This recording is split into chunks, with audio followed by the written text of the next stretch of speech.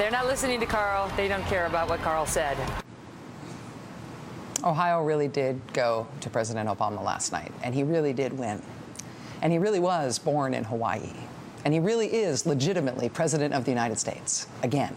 And the Bureau of Labor Statistics did not make up a fake unemployment rate last month. And the Congressional Research Service really can find no evidence that cutting taxes on rich people grows the economy. And the polls were not skewed to oversampled Democrats. And Nate Silver was not making up fake projections about the election to make conservatives feel bad. Nate Silver was doing math. And climate change is real. And rape really does cause pregnancy sometimes. And evolution is a thing. And Benghazi was an attack on us. It was not a scandal by us. And nobody is taking away anyone's guns. And taxes have not gone up. And the deficit is dropping, actually. And Saddam Hussein did not have weapons of mass destruction. And the moon landing was real. And FEMA is not building concentration camps. And UN election observers are not taking over Texas. And moderate reforms of the regulations on the insurance industry and the financial services industry in this country are not the same thing as communism. Listen. Last night was a good night for liberals and for Democrats for very obvious reasons, but it was also possible. Some of his candidates did lose as well. Yeah. David Frum, you talk about the issues, health care and appealing. Part of the comeback for the Republicans has got to involve leadership, though. Where can it come from? Presidential candidates in waiting? Senators, governors? Who can lead the Republican Party now? I believe the Republican Party has a party of followership. The problem with Republican leaders is that they're cowards, but that they're not that they're fundamentally mistaken. The real locus of the problem is the Republican activist base and the Republican donor base. They went apocalyptic over the past 4 years. And that was exploited by a lot of people in the conservative world. I won't soon forget the lupine smile that played over the head of one major conservative institution when he told me that our donors think the apocalypse has arrived. That Republicans have been fleeced and exploited and lied to by a conservative entertainment complex.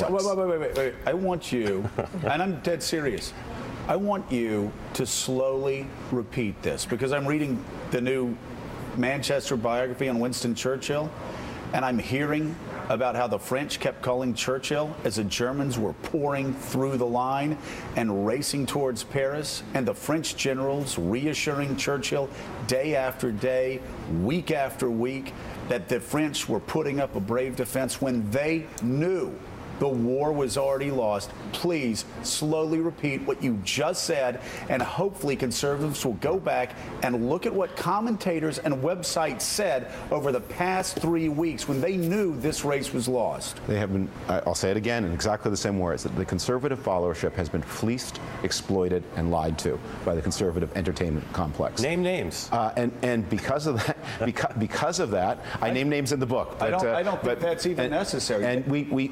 And there are too many to name.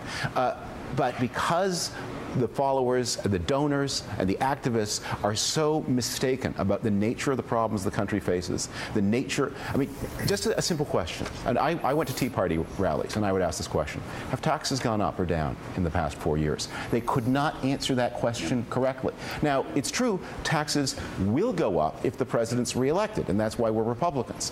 But you have to know that taxes have not gone up in the past.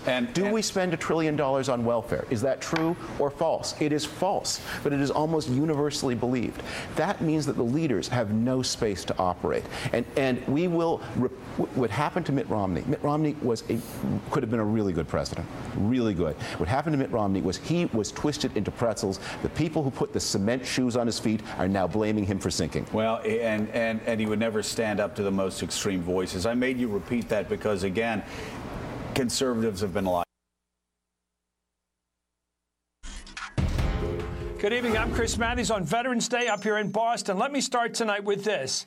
It's a war of the worlds. One world is where you live. For you, America is a land of many people and many places. There's the deep south of cotton fields and warm summers. There's the California coast of sunny beaches and highways. There are rural areas where agriculture is king, a magnet for those ready for hard work. There are big cities in this world of yours: Chicago, New York, Miami, all rich in ethnicity and spicy in their diversity. There are suburbs suburbs where people take a tolerant view, where the prevalent attitude is live and let live. Well, in this America, your America, there are whites, blacks, Latinos, people whose families came here from the Asian Pacific. There are progressives, moderates, and conservatives, all engaged in a running argument about the kind of country they want to live in, the role they want this country playing around the globe, how we ought to be protecting ourselves. Okay, that's how you see it. I got another world for you. It's mainly traditional, culturally conservative, closed in, if you will. It doesn't go to the movies. It keeps its entertainment options to reality TV. Wouldn't think to catch National Public Radio or PBS. It doesn't really like those things. And it certainly didn't get thrilled when Obama won the first time. It's pretty miserable now that he's won again. In fact, it can't believe it.